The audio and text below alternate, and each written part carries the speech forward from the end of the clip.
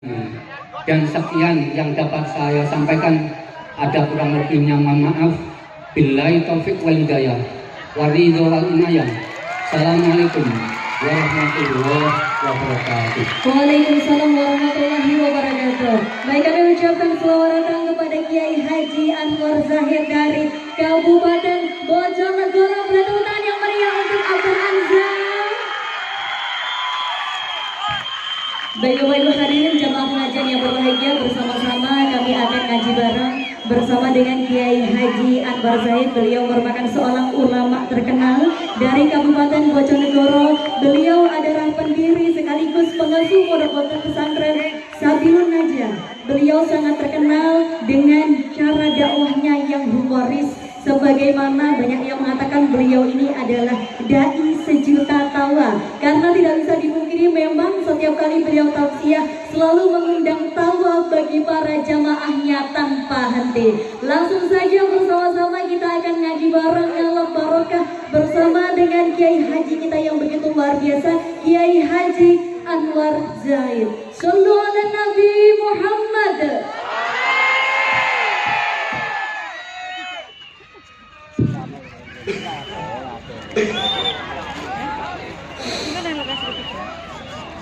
Assalamualaikum warahmatullahi wabarakatuh.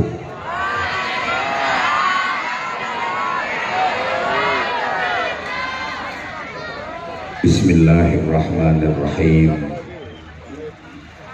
Alhamdulillahilladzi faddala bani adama bil ulumi wal a'mal. Asyhadu an la ilaha illallah wahdahu la syarikalah al-malikul jalal, wa asyhadu anna muhammadan abduhu wa rasuluh as-sadiqul aqwali wal af'ali wal ahwal. Allahumma salli wa sallim wa barik ala sayyidina wa maulana Muhammadin ala kulli hal wa fi kulli hal wa ala alihi wa ashabihi ahli sidqi wal kamal.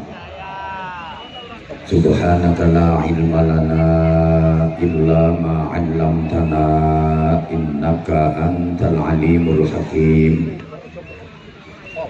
Rabbi shrah li sadri wa yassir li amri wahlul 'uqdatam min lisani yafqahu qawli waj'al li waziran min ahli. Allahumma nawwir qulubana wa quluba dzurriyyatina wa quluba jama'atina binuril Qur'an wa nuril ma'rifah wa ilmil mukasyafah wal basyirah. Ya Fattahu ya Alim, iftah qulubana wa qulubahum futuhal arifin birahmatika ya arhamar rahimin. Amma ba'du. Ulama anal ajilla wa masyayikhna al-a'izza, para alim ulama, para pengasuh pondok pesantren, bapak-bapak kiai, ibu-ibu nyai, bil khusus pimpinan pondok pesantren Darul Istiqomah, Fadilatul Mukarram Bapak Kiai Nahuri Muslim SPDI, Bapak Kiai Zainal Arifin BA, Bapak Kiai Muhammad Ghufran Zain Al-Alim SPD, bersama segenap kepengasuhan pesantren, keluarga dalam, majelis asatid, kepengurusan pesantren, juga para sesepuh yang dimuliakan, yang kita taklimi, Forkopimda yang berkesempatan hadir atau yang mewakili, yang sama-sama kita hormati Pak Camat, Pak Kapolsek, Pak Dan Ramil, kemudian Kepala Kementerian Agama Kabupaten Ponorogo,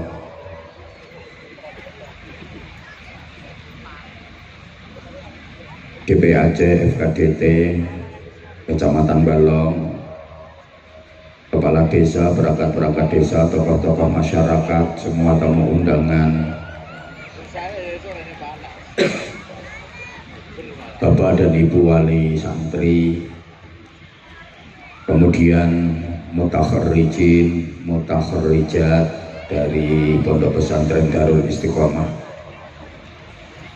adik-adik santri putra dan santri putri, hadirin hadirat, mustami'in mustami'at, seluruh jamaah, mudah-mudahan semuanya dikaruniai panjang umur, sehat wa'afiyah fi ta'atillah, dikaruniai keselamatan zahiran wa batinan, dunyan wa ukhran, selamat akidahnya, selamat imannya, selamat keluarganya. Mohon keikhlasannya untuk membaca suratul Fatihah kita hadiahkan kepada muassis pendiri dari pondok pesantren ini beserta seluruh orang-orang yang ikut berpartisipasi dalam memperjuangkan pondok pesantren Darul Istiqomah. Mudah-mudahan amal baktinya, pengabdiannya, perjuangannya diterima baik dan mendapatkan pahala yang agung di sisi Allah Subhanahu wa taala. Al-Fatihah. A'udzubillahi minasyaitonir rajim. Bismillahirrahmanirrahim. Alhamdulillahirabbil alamin. Arrahmanir rahim. Maliki yaumiddin. Iyyaka na'budu wa iyyaka nasta'in. Ihdinas shiratal mustaqim. Shiratal ladzina an'amta 'alaihim ghairil maghdubi 'alaihim waladdallin. Rabbighfirli wa liwalidayya wa lil mu'minina amin ya rabbal alamin.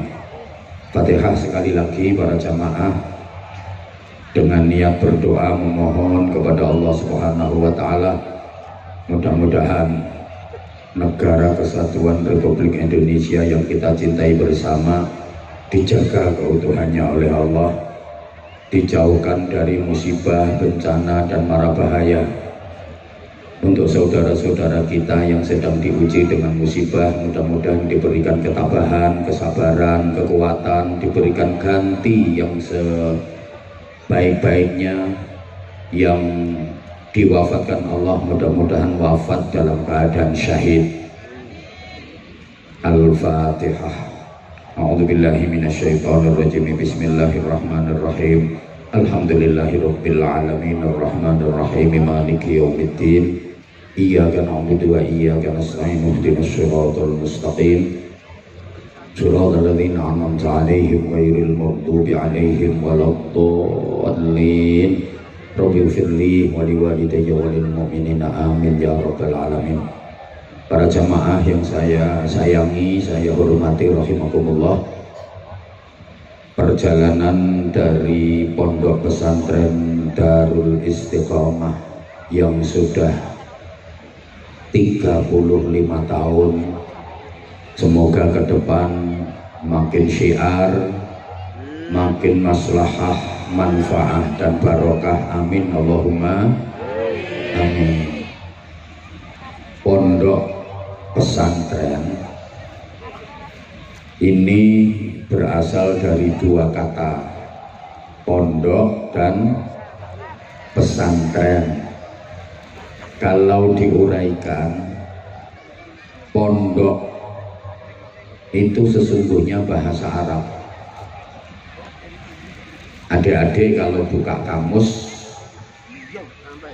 ada lafaz funduk, pa, nun, dal, qaf, bacaannya funduk, tapi karena lesan Jawa ya diambil enaknya pondok. Itu artinya hotel. Jadi kalau nanti sampean ke Mekah, mudah-mudahan semuanya bisa ke Mekah, juga Madinah, kalau melihat gedung ada tulisan funduk, itu artinya hotel. Funduk Darul Iman berarti itu hotel Darul Iman.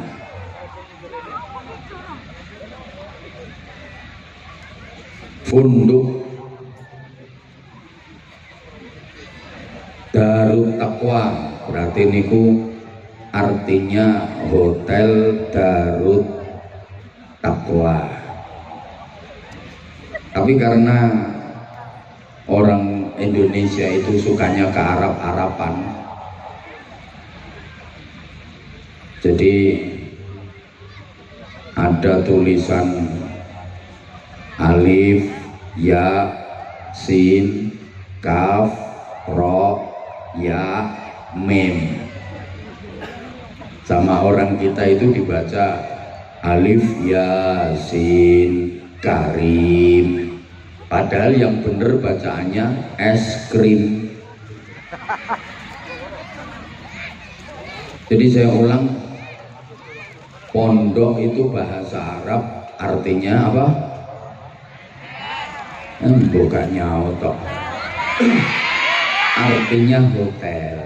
Jadi kalau pondok pesantren NU berarti itu hotel bintang 9. Nah, kan simbolnya NU bintang 9. Kalau pondok pesantren Muhammadiyah berarti hotel matahari. Pesantren itu ada yang mengatakan berasal dari bahasa India kuno, santra. Artinya manusia yang dianggap suci, nggak punya dosa dalam kepercayaan India kuno, yang berhak menafsirkan kitab sucinya. Jadi orang India kuno itu punya kitab suci yang hanya boleh ditafsirkan oleh kelompok santra. Kitab suci orang India kuno itu Red Veda, Atharva Veda, dan Sama Veda. Jadi sama tak apusi orang ngerti. Itu hanya boleh ditafsirkan oleh kelompok santra, orang-orang yang dianggap suci, nggak punya dosa.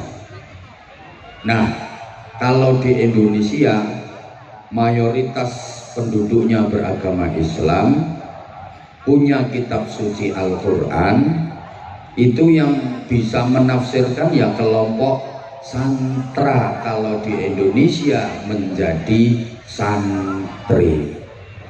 Allahumma sholli ala Muhammad. Kalau diurut sejarahnya, mulai zaman Nabiullah Ibrahim alaihi salam, Allah mengutus seorang nabi dari bangsa Arab Selatan, namanya Nabi Hud alaihi salam, diberi kaum yang bernama kaum Ad. Wa ila adin akhahum Huda. Dan kepada kaum Ad Allah mengutus saudara mereka, yaitu Nabi Hud alaihi salam. Nah, karena kaum Ad ini nakal-nakal, maka nasibnya dibinasakan oleh Allah. Gagal di Arab Selatan. Kemudian Allah mengutus Nabi dari bangsa Arab Utara, namanya Nabi Shalih alaihi salam, diberi kaum yang disebut dengan kaum Samud. Wa ila Samuda akhahum Shalihah. Dan kepada kaum Samud Allah mengutus saudara mereka Nabi Soleh. Kaum Samud ini juga nakal-nakal, nasibnya ya dihancurkan oleh Allah. Di Arab Utara juga gagal, Arab Selatan gagal, Arab Utara gagal. Kemudian Allah mengutus Nabi la minal kiduli wala minal lori bal minat tengahi,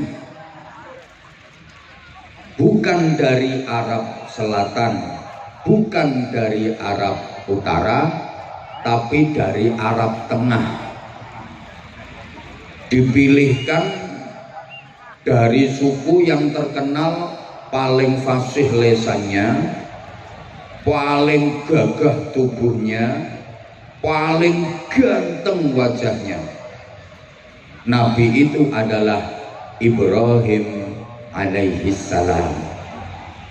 Dan diingat Bapak Ibu para jamaah, semua nabi-nabi setelah Ibrahim alaihissalam itu adalah dzurriyyahnya, keturunannya Nabi Ibrahim. Makanya Nabi Ibrahim dijuluki Abul Anbiya, bapaknya para nabi.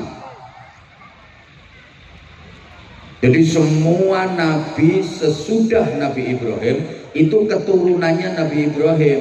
Nabi Ibrahim itu fasih lesannya, gagah tubuhnya, ganteng wajahnya.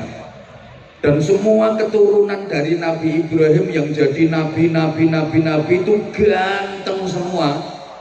Ma arsalallahu nabiyyan illa wa hasanal wajhi. Allah tidak mengutus seorang nabi pun kecuali berwajah ganteng. Semua nabi itu ganteng-ganteng semua.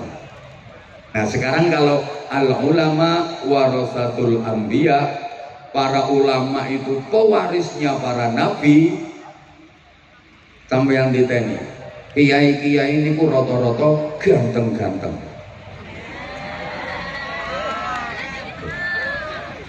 Kalaupun tidak ganteng, lek wis dadi kiai pasti ada aura tersendiri.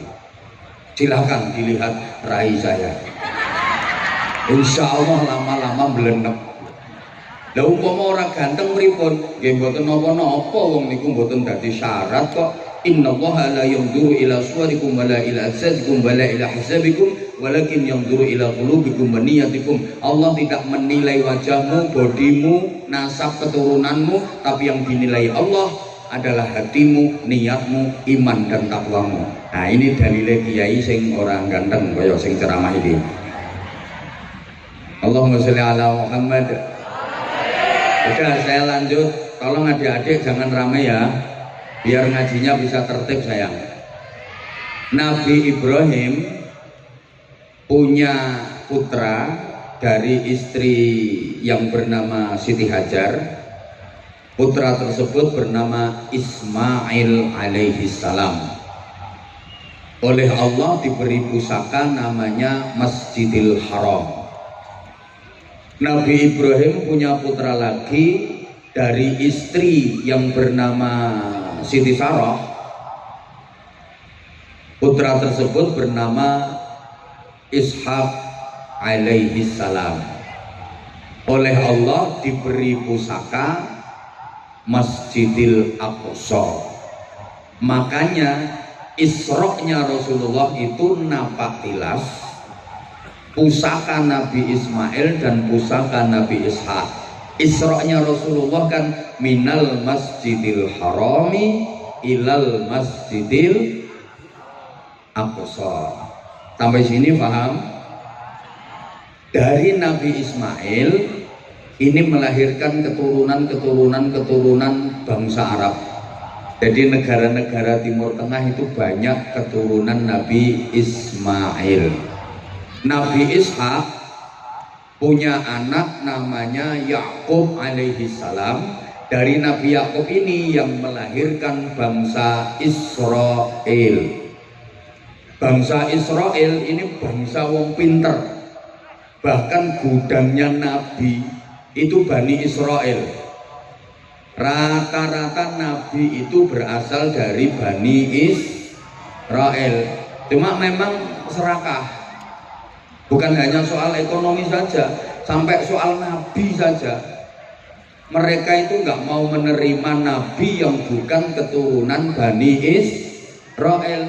maka sampai sekarang pun mereka tidak mau mengakui Rasulullah Muhammad Shallallahu Alaihi Wasallam, karena Nabi Muhammad bukan keturunan Bani Israel, tapi Nabi Muhammad berasal dari keturunan Nabi Ismail.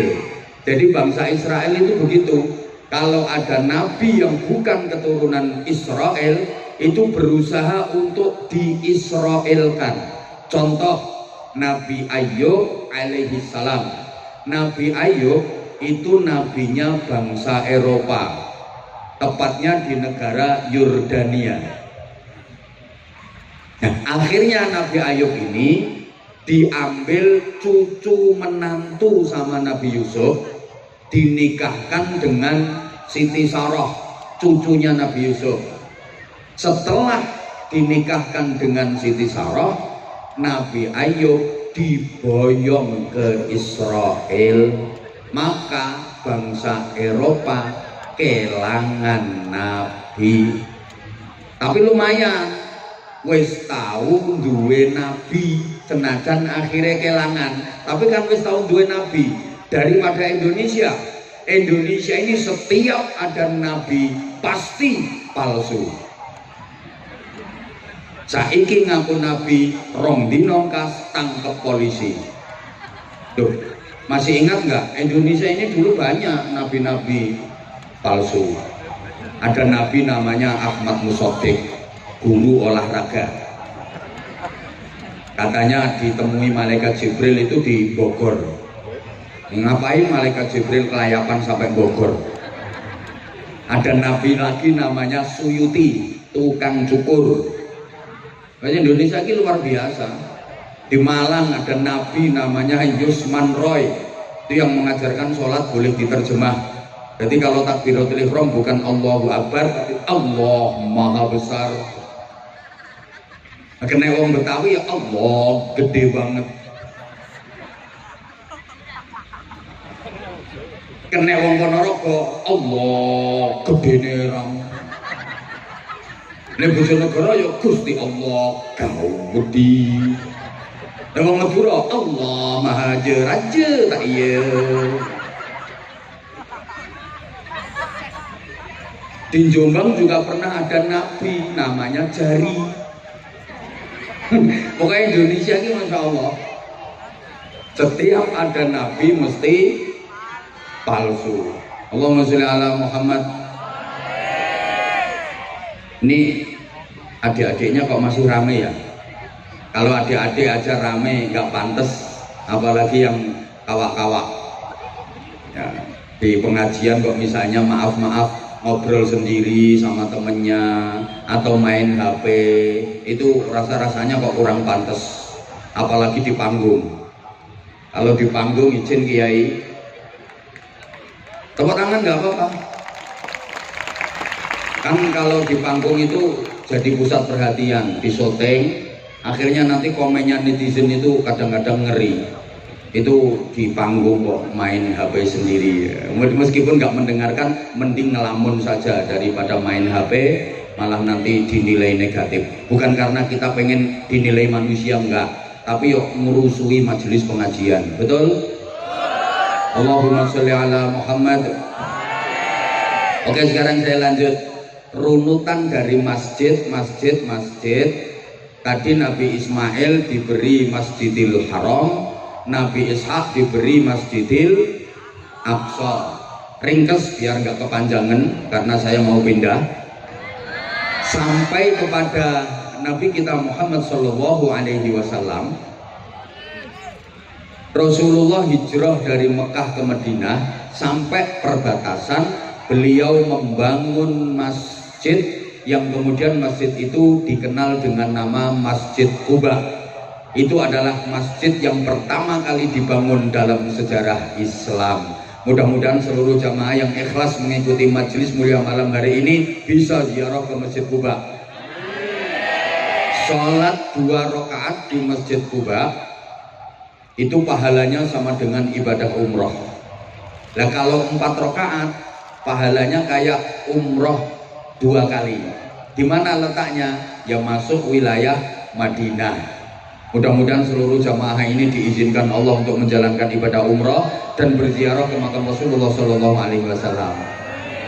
Jadi realistis saja saya kalau mendoakan mudah-mudahan bisa umrah. Untuk mendoakan haji rasa-rasanya berat, bukan karena duit. Syarat haji yang paling berat sekarang itu as-sabru bil antri. Karena antriannya udah 30 tahun. Ini coba disederhanakan oleh Kementerian Haji dan Umroh menjadi rata semua seluruh Indonesia, antriannya 26 tahun. Itu pun sudah sangat lama. Kalau penjenengan sekarang umur 60 tahun baru daftar, nanti berangkatnya umur 87 tahun. Tekan pora umurmu. Nah, nek umroh kan masuk akal. Allahumma sholli ala Muhammad. Nah, Masjid Quba itu masjid yang menjadi kebiasaan Rasulullah untuk bermalam minggu. Jadi Rasulullah itu punya kebiasaan malam mingguan. Tapi malam mingguannya Rasulullah Sabtu sore berangkat dari rumah menuju Masjid Quba. Imma masyian wa imma raqiban. Kadang-kadang jalan kaki, kadang-kadang berkendara. Dari rumah Rasulullah sudah wudhu, sampai Masjid Quba nggak batal wudhunya, kemudian sholat di situ. Dan Nabi bersabda, siapa yang berwudhu dari rumah, bersuci dari rumah, kemudian menuju ke Masjid Quba melaksanakan sholat 2 rakaat, maka dapat pahala seperti umroh. Kenapa Rasulullah setiap Sabtu sore menuju Masjid Quba? Beliau tabarrukan dengan turunnya ayat la masjidun ussisa ala taqwa. Maka manusia itu nilainya dari takwanya, bukan dari pangkat jabatan kedudukannya, bukan dari kekayaan dan harta bendanya, bukan dari kepandaian dan kepintarannya. Maaf. Maka yang diberi titipan ilmu, kepandaian, kepintaran, jangan pernah disombongkan, karena nilai manusia bukan dari situ. Toh ilmu itu juga milik Allah, hanya titipan. Kalau Allah pengen mencabut ilmu, gampang, diuntir saraf otaknya sidik wae, cetik, langsung lolak-lolak. Digawe pikun dilontek ilmune, betul? Ya Allah. Sekarang aja koyok pinter-pinter loh, semua pertanyaan bisa jawab, gak ono yang balik. Ora usah sombong, turu wis ora kena dijak takoni. Betul? Demikian pula yang diberi titipan berupa harta, kekayaan, duit akeh, jangan pernah disombongkan. Nilai manusia bukan dari itu. Allah kalau ingin mencabut harta, kekayaan gampang. Sekarang kaya, dibalik grembyang, jatuh kismin. Kismin ini sak ngisore miskin. Nelongso. Ya kalau tadinya miskin jadi kaya, paling-paling kaget. Nah kalau tadinya kaya jadi miskin, stres. Gini kok nggih? Ya Allah, ini didengerin apa enggak ya? Pangkat, jabatan, kedudukan juga titipan Allah, enggak usah disombong-sombongkan. Allah menilai manusia bukan dari di dunia ini kamu pangkatnya apa, jabatannya apa, enggak. Pangkat jabatan ada habisnya, kok pensiun entek, kadang-kadang belum pensiun ada, belum purna aja udah selesai pangkatnya, betul? Nah, kadang ada di titik-titik pangkatnya sombongin, yang melakukan degeng-degeng, kesenggol siti, jangan macam-macam saudara sama saya. Saudara nggak tahu siapa saya, loh lali jenenge dewe. Padahal pangkatnya apa? Wakil RT.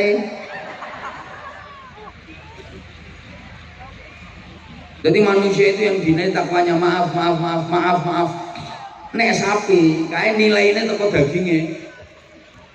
Semakin akeh dagingnya, semakin gede, semakin lemu, semakin larang. Sing lemu langsung mereng-mereng lho gue. Kuwi nek sapi. Tapi apakah semua binatang nilainya dari dagingnya, dari lemunya, dari gedenya? Ndak. Nyatane ono kok manuk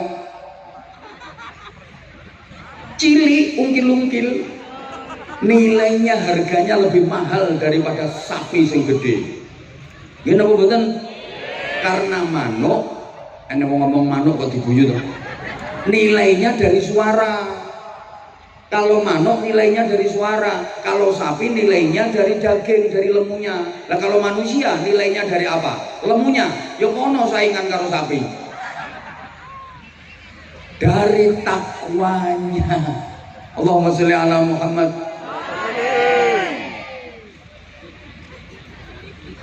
Masuk ke jantung kota Madinah, Rasulullah langsung nyari tempat yang strategis untuk membangun masjid.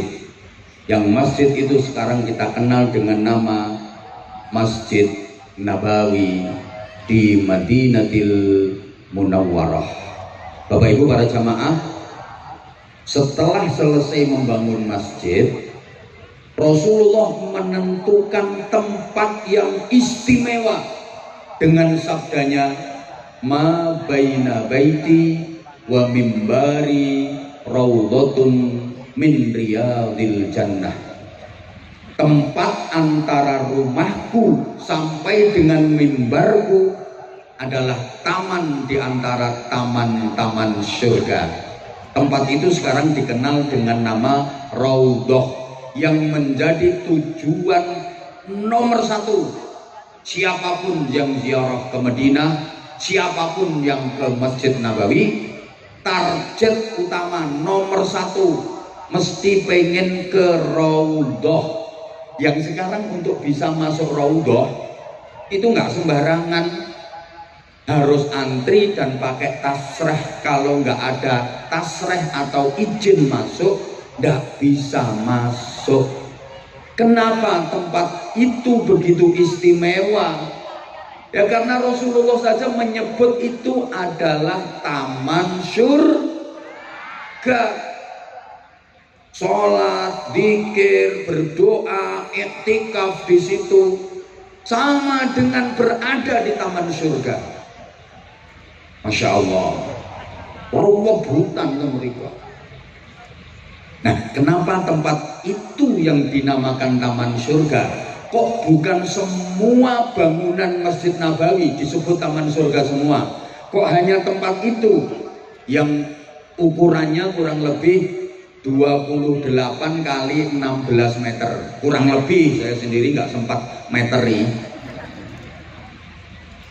Kenapa hanya tempat itu yang disebut taman surga? Kok tidak seluruh bangunan masjid disebut taman surga? Karena di tempat itulah Rasulullah mendirikan pondok pesantren.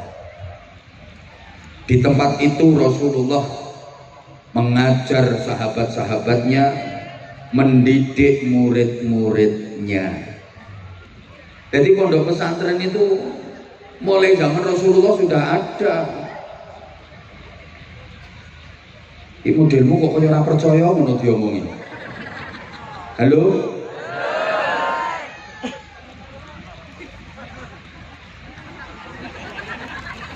Pondok pesantrennya Rasulullah itu namanya Raudhatun min Riyadil Jannah, taman surga. Maka semua pondok pesantren yang ada di dunia ini besok akan diangkat oleh Allah menjadi bagian dari taman surga, termasuk Darul Istiqomah. Lah penghuninya siapa? Ya semua yang berkaitan dengan pondok pesantren, yang ngajar, yang belajar. Jadi ya kiainya, bunyainya, ustadz-ustadzahnya, pengurus-pengurusnya, santri-santrinya, sakwali santrine mlebu swarga. Nek sahriyae ora telat. Dan semua orang yang ikut membantu dan mendukung perjuangan pondok pesantren minimal seneng karo pondok pesantren. Soalnya ngapunten kadang-kadang ana wong iki nanggone lingkungane iki ana pondok pesantren wis ora melu nyumbang, ora dukung, ora ndongakne, malah ngrusui. Wonten napa mboten?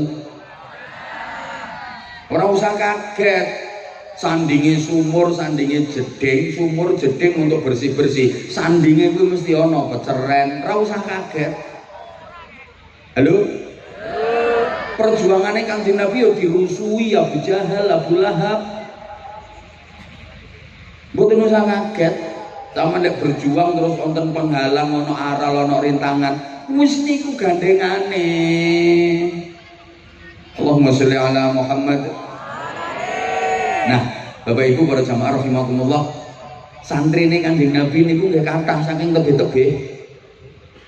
Wonten santri sing berasal dari Jerman, namanya Suhaib Ar-Rumi. Coba to, niki wong Eropa, dari Romawi Jerman datang ke Madinah, mondok ten kene Kanjeng Nabi. Wonten saking Asia Barat, Persia, namanya Salman Al-Farisi, mondok niku Kanjeng Nabi. Bahkan wonten saking Afrika, Bilal bin Rabah. Mulane pondok pesantren serius, pondok pesantren sepuh tingali, santrine rak saking tebih-tebih. Makanya pondok pesantren itu nek wis tenanan, santrinya dari jauh-jauh. Sampeyan titeni to pondok-pondok pesantren sing wis serius tenanan-tenanan nih kok. Santrine tuh ado-ado. Mulane ngapunten lek santrine lagi mutek sak RT rong RT yo, aja berbangga diri dulu. Niku nembe rodok pondok. Kiai nek serius niku, santrine mesti saking tebih-tebih. Iki ngrungokne ora to wong-wong iki. Sampeyan koyoke ora percaya nek Kanjeng Nabi nggih pondok pesantren. Nggih, sahabate Kanjeng Nabi itu ada yang dikenal sahabat Ansor, ada sahabat Muhajirin. Sahabat Ansor itu yang asli penduduk Madinah. Sahabat Muhajirin itu asli penduduk Mekah, hijrah pindah ke Madinah. Nah, ini ada sahabat yang la minal ansor wa la minal muhajirin, bukan sahabat ansor, bukan sahabat muhajirin. Ini manggone nonggone teras-terase masjid, nonggone emper-empere masjid. Kemudian dikenal dengan nama Ashabus Suffah, penghuni teras, penghuni emperan. Terus kali Kanjeng Nabi didamelaken godak-godakan, manggene ten mriku wis ana pondok godakan, tinggalnya di situ, mondok di situ. Kepala pondok pesantrennya namanya Abdurrahman bin Sakhr yang kita kenal dengan nama Abu Hurairah. Allahumma sholli ala Muhammad. Nah, Rasulullah mengasuh pondok pesantren bersama dengan istrinya yang bernama Sayyidah Aisyah bintu Abi Bakr Siddiq radhiyallahu anhu. Di antara istri-istri Rasulullah yang diajak ngasuh pesantren itu Sayyidah Aisyah. Makanya Kanjeng Nabi dawuh, sepeninggal Sayyidah Khadijah wafat, Kanjeng Nabi dawuh, inna ahabban nisa ilayya Aisyah wa inna ahabbar rijal ilayya abuha. Wanita yang paling aku cintai di dunia ini adalah Aisyah. Sedang laki-laki yang paling aku cintai di dunia ini adalah ayahnya Aisyah, Abu Bakar Siddiq. Kenapa istri Rasulullah yang paling dicintai Sayyidah Aisyah? Apa karena beliau cantik? Ternyata bukan. Bukan karena beliau cantik. Memang Sayyidah Aisyah itu cantiknya luar biasa. Sampai Rasulullah manggilnya itu mesra banget. Ya Humairah, wahai yang cantik putih kemerah-merahan. Kalau di sini kayak mana ya Aisyah itu ya? Cantiknya ya. Izin dan ini ya, kesempatan saya ya pas gini tok ini dan. Kayak penceng ya ngaco. Masuk Aisyah nih ngomong enggak. Tidak ada, ini tambah lemu ini. Tidak ada. Saking cantiknya. Tapi bukan karena itu Rasulullah paling mencintainya. Kenapa? Ya karena Sayyidah Aisyah yang diajak ngasuh pesantren, karena keilmuan.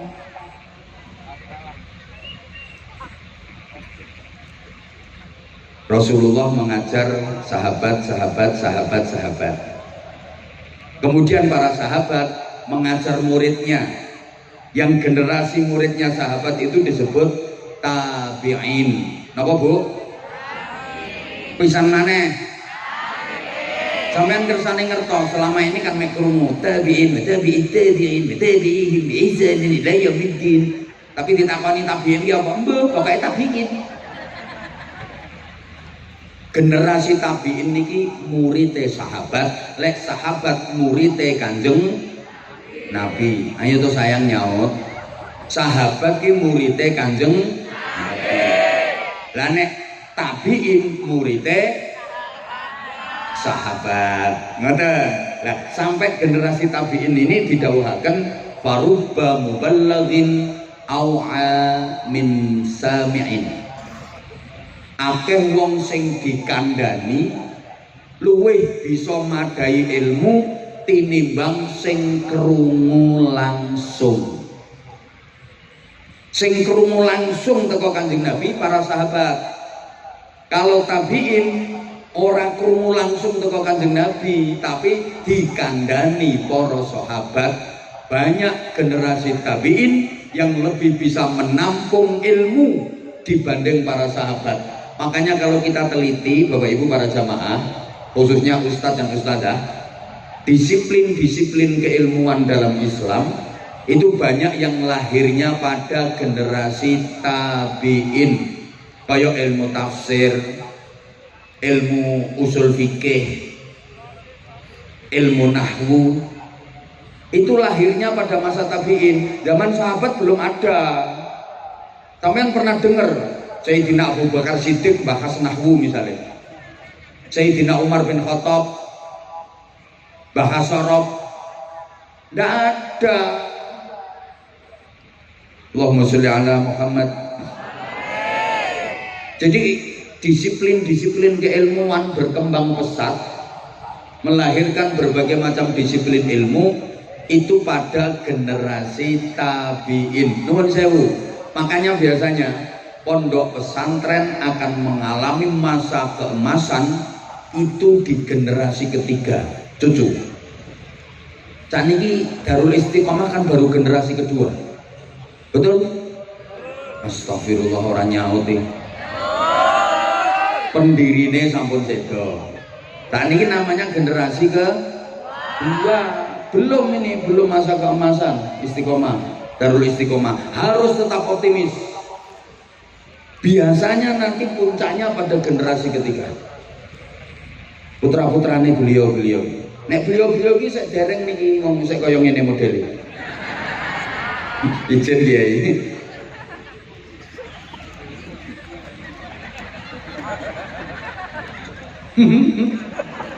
Mungkin ukurannya generasi ketiga. Tapi yang ngono, kalau generasi ketiga ini kok tidak mampu mengembangkan dan tidak dikaderisasi dan regenerasi dengan baik, mengalami masa kehancuran. Nggih, nyuwun sewu radi ngatos-atos para pimpinan dari pondok pesantren. Jadi pertaruhannya nanti pada generasi ketiga.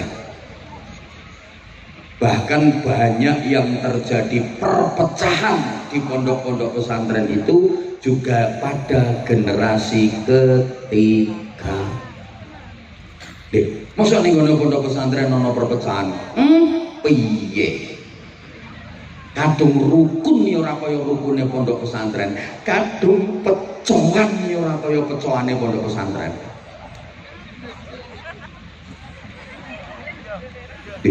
Ulo ngemotake. Halo.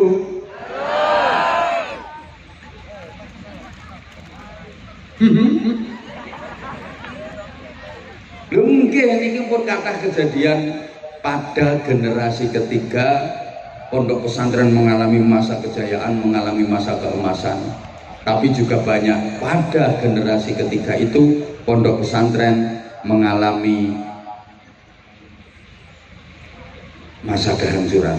Artinya kehancuran itu ya entek santri ini hanya tinggal nama.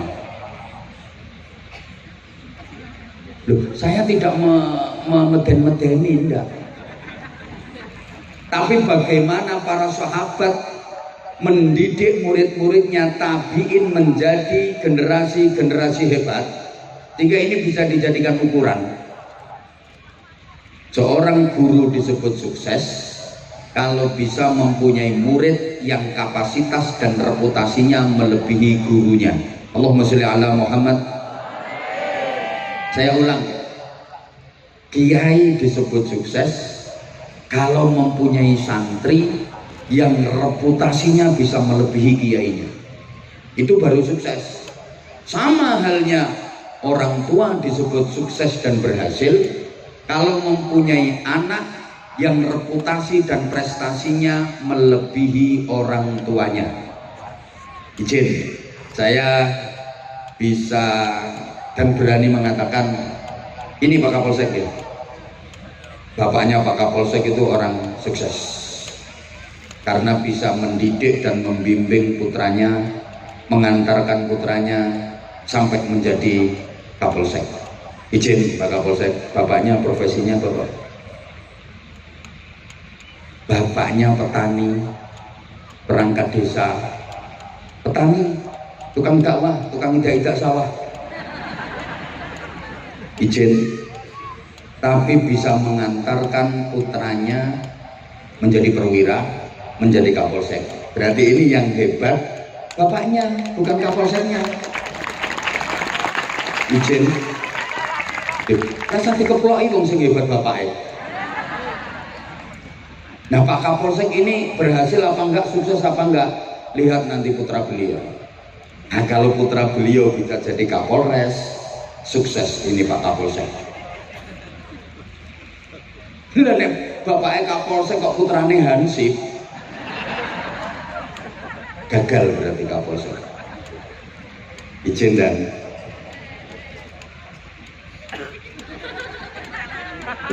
sama Pak Dan Ramil juga begitu. Yang hebat itu bukan Dan Ramilnya, ayah beliau. Mungkin ayah beliau petani, mungkin ayah beliau pedagang, tapi bisa mendidik, mengantarkan menjadi kapten. Putranya menjadi Dan Ramil. Lah Pak Dan Ramilnya sukses apa enggak? Ya lihat nanti putranya Pak Dan Ramil. Kalau putranya nanti bisa jadi Dandim, nah ini sukses berhasil Pak Dan Ramil. Putranya Pak Dan Ramil ketua RT, ya berarti gagal Pak Dan Ramil. Saya juga mohon izin, saya bukan apa-apa, saya bukan siapa-siapa. Kalaupun disebut berhasil, yang berhasil adalah orang tua saya, guru-guru saya. Yang hebat itu guru-guru saya, kiai-kiai saya. Saya hanya debu, saya bukan apa-apa. Karena kalau tanpa orang tua saya, tanpa mbah-mbah saya, tanpa guru-guru dan kiai-kiai saya bukan apa-apa, saya bukan siapa-siapa. Lah saya ini berhasil apa enggak? Ya nanti anak saya seperti apa? Kalau anak saya bisa melebihi saya, berarti saya berhasil.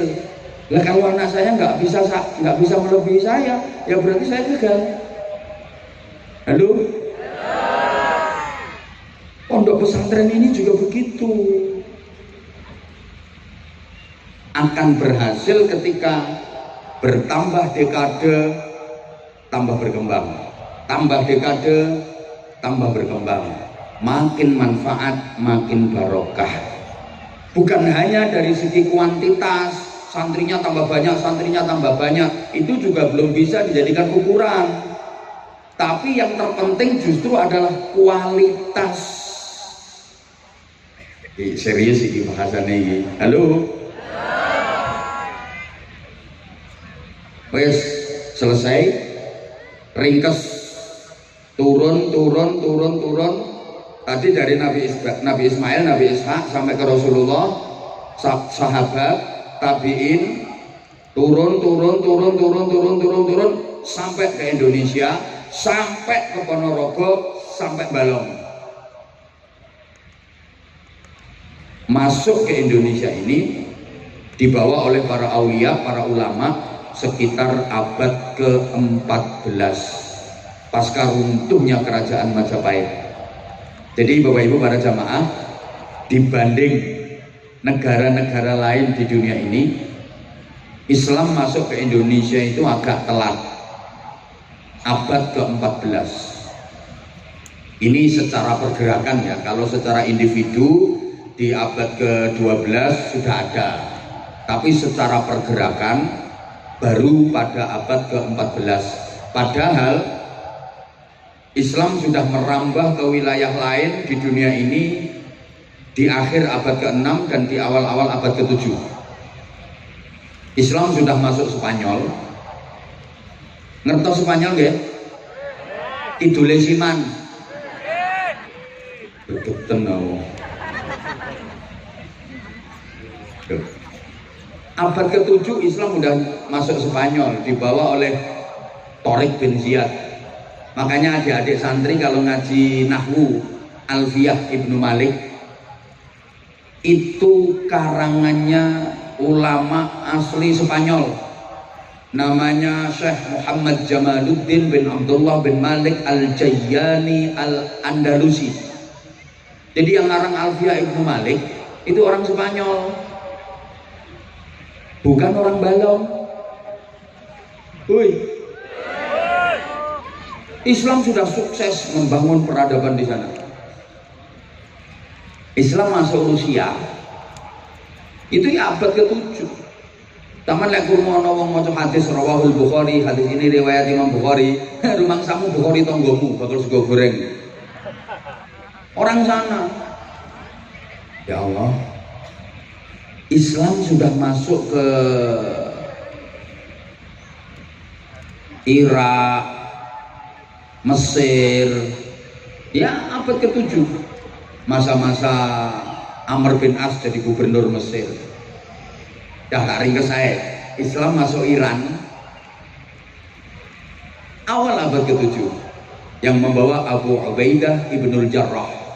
Makanya adik-adik santri Pondok Darul Istiqomah lek ngaji kitab Fathul Qorib Al-Mujib, itu karangannya siapa? Syekh Ahmad bin Husain bin Ahmad Al-Asfihani. Asfihan itu kota terbesar kedua di Iran setelah ibu kota Teheran, yang disinyalir menjadi pusat pengayaan uranium nuklir. Makanya Amerika Serikat itu takut sama kota Asfihan. Infonya, satelit pengawas keamanan Amerika Serikat selalu dihadapkan ke Asfihan karena di situ menjadi pengayaan uranium nuklir. Ternyata Amerika Serikat yang katanya negara adidaya, negara superpower, negara kuat itu takut sama nuklir. Kalah karo wong Ponorogo. Nuklir masuk Ponorogo dimakan, soalnya dadi bakso nuklir. Ya lah. Ternyata wong Indonesia ki sakti-sakti panganane bakso granat.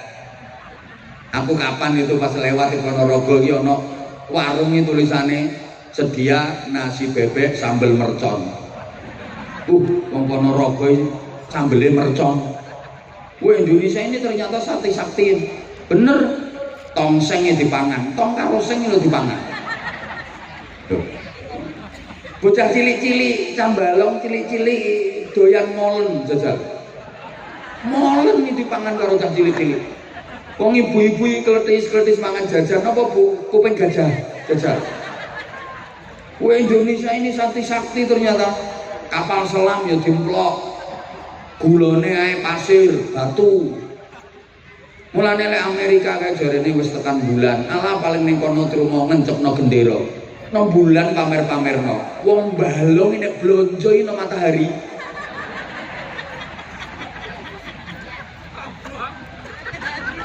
Ya ora kobong. Ya Allah ya Karim. Wes. Jadi Islam masuk ke Indonesia abad ke-14 itu dibawa oleh para wali terus sampai masa penjajahan. Nah, ini nanti bagaimana peran ulama, kiai, santri dan pondok pesantren untuk Republik tercinta ini. Pada masa penjajahan, mohon izin Pak dan Ramil, Pak Kapolsek,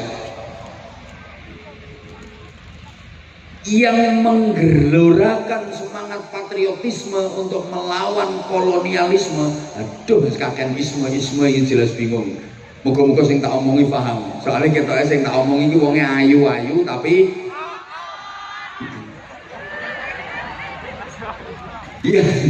yang menggelorakan semangat perlawanan melawan penjajah itu ternyata ya para kiai, para ulama.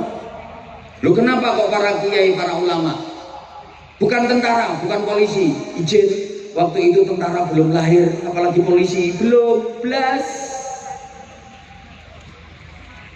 Izin dan memang iya kok, belum lahir.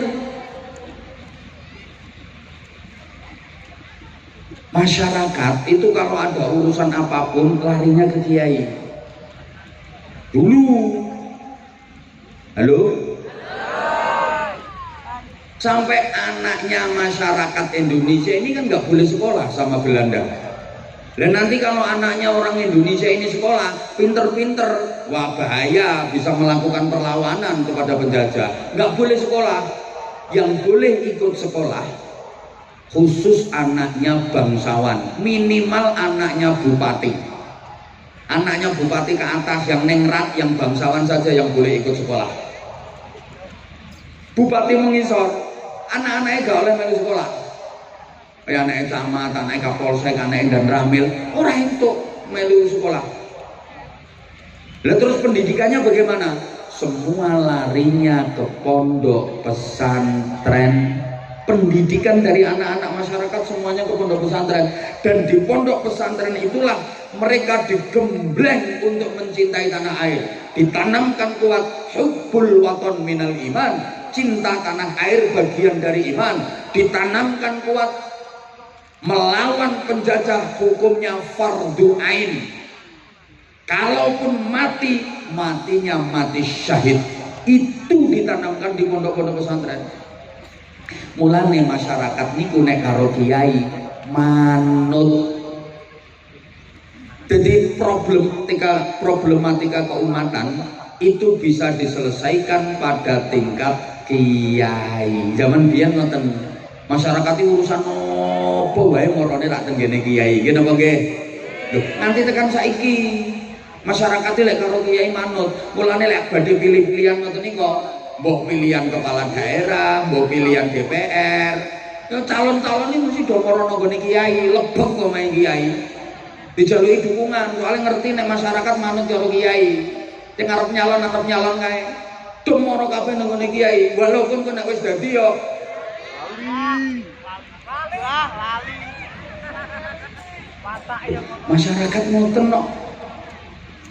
Anak nakal yo moro kiai.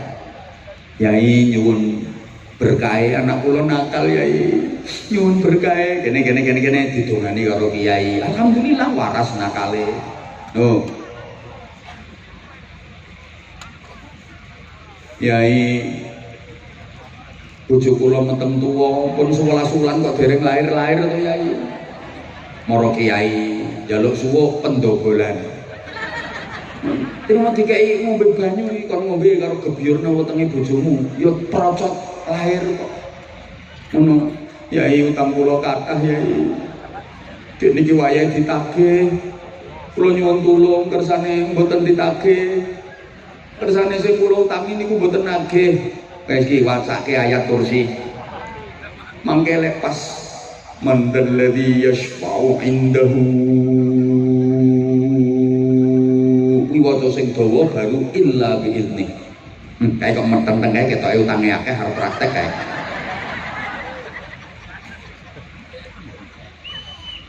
Ngono ya ora ditagih tenan kok. Utang kula kathah yai nyuwun dongane kersane cepet lunas. Gampang. Wacake ayat kursi ping 10.000 tanpa ambekan. Ya.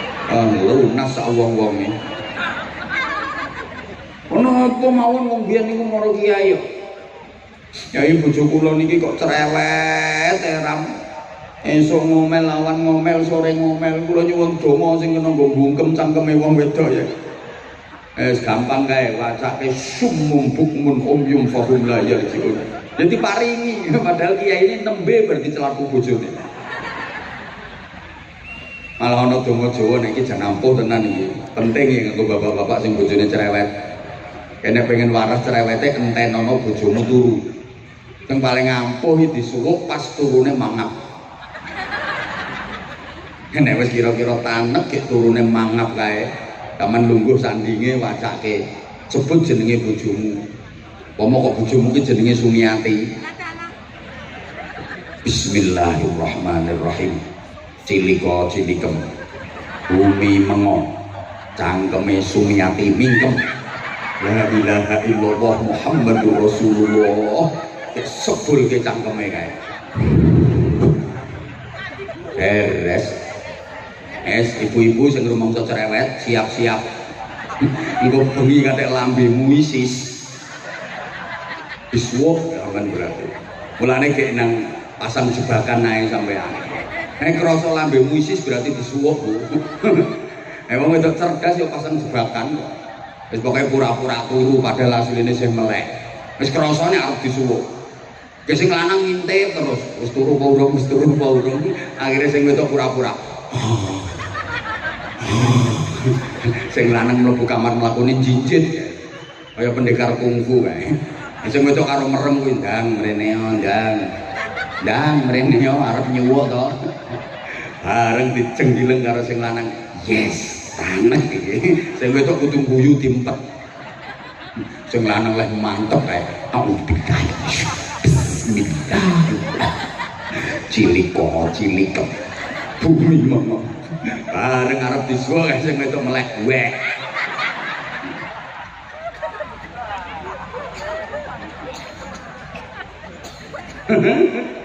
Biyen ngono kok. Apa-apa maro kiai biyen. Makanya kiai itu menjadi solusi dari semua problem keumatan sehingga bisa menggerakkan masyarakat untuk melakukan perlawanan melawan penjajahan. Allahumma sholli ala Muhammad. Nah, wis.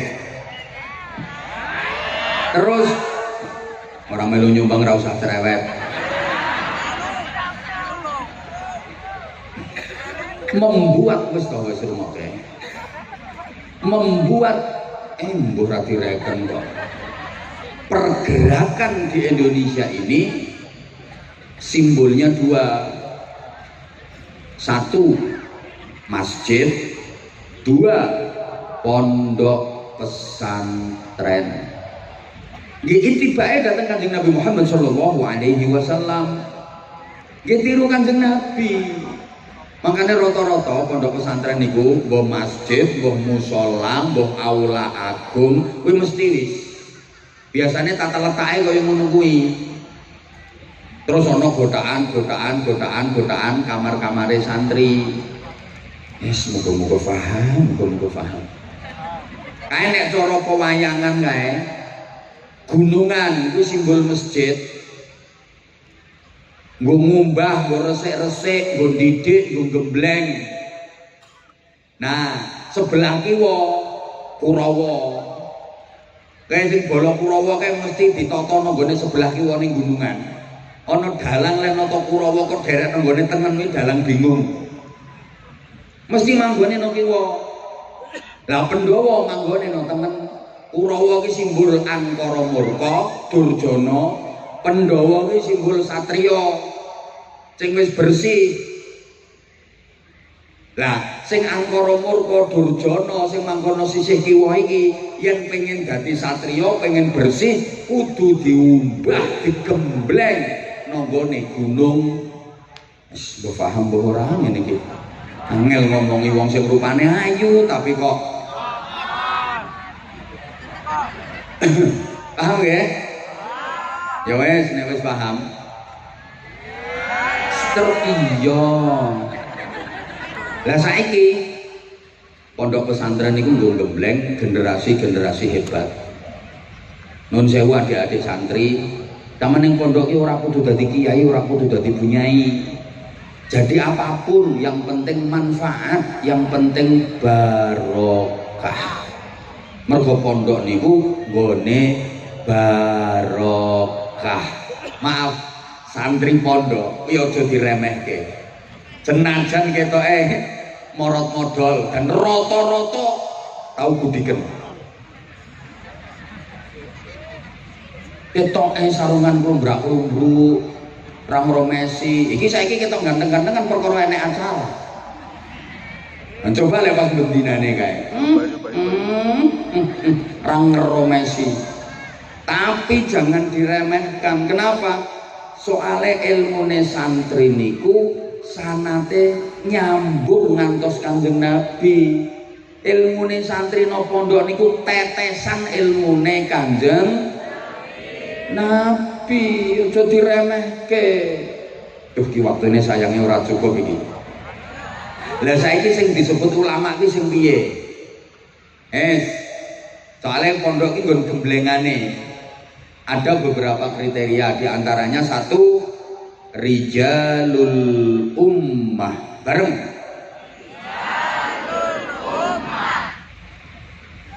Community leader. Bareng.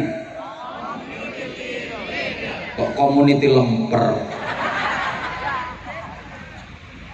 Mimpin masyarakat. Nun sewu.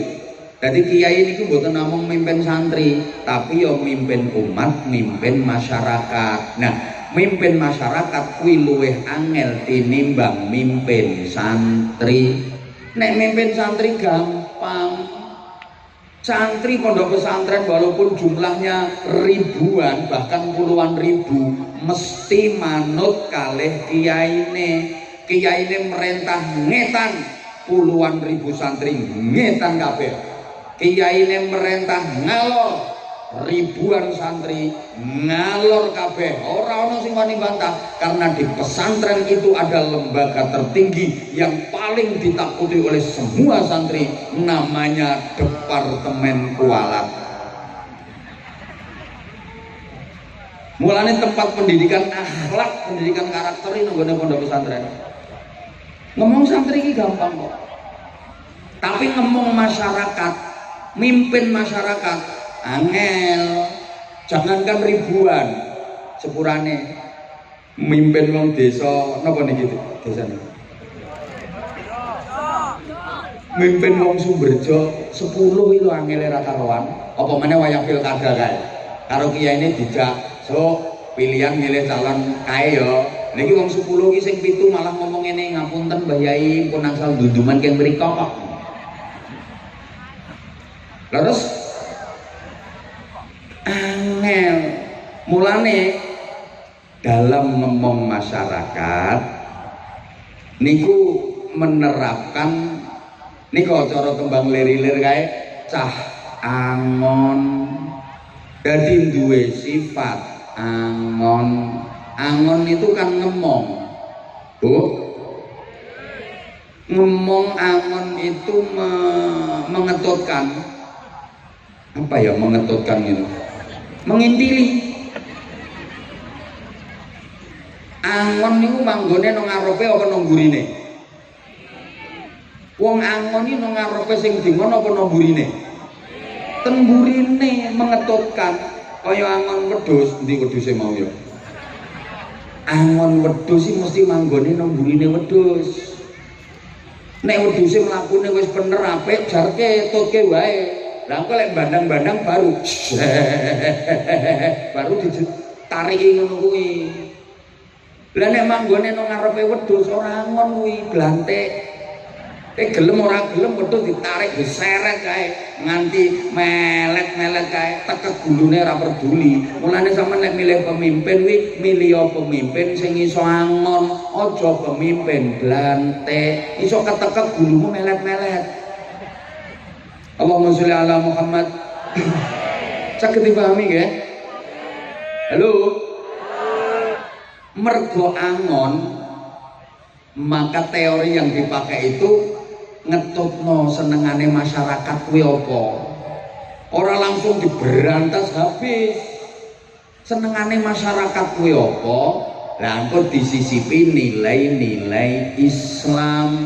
Masyarakat kok senengane kesenian. Oke, dakwahnya lewat kesenian, diselingi disisipi nilai-nilai agama. Wong Ponorogo senengane reog, dakwah Islam lewat media reog. Senengane wayang, mendakwahkan agama melalui media wayang. Angko lakon pewayangane disisipi nilai-nilai agama. Senengane gending-gending, tembang-tembang, ciptakan gending-gending yang di situ kalimat-kalimatnya mengandung filosofi agama. Mulane ono gending-gending gereh, cublek-cublek, gundul-gundul, sluku-sluku, turi-turi. Lah kuwi. Nah, iki saiki pangapunten sanget wonten permintaan rumiyin saking panitia untuk mengedarkan kotak amal, diberi waktu untuk pesantren. Ini masuk bagian dari jariah, Bapak Ibu. Kesempatan jenengan arep bangun pondok pesantren dhewe ora iso, ora potongan, dirimu tidak patek gablek duit. Tapi lek bareng-bareng ngeten iki, Masya Allah, jenengan mangke saged pikantuk ganjaran kolektif. Alhamdulillah. Ayo ki grup sholawat 1-2 lagu sambil ngiringi santri-santri untuk mengedarkan kotak amal kangge pondok pesantren. Nggih, monggo Bapak Ibu disiapkan infak terbaiknya. Nanti saya lanjut ngajinya, dan kalau masih ada waktu mudah-mudahan bisa bagi-bagi sarung cok. ayo monggo. Allahumma sholli ala Muhammad.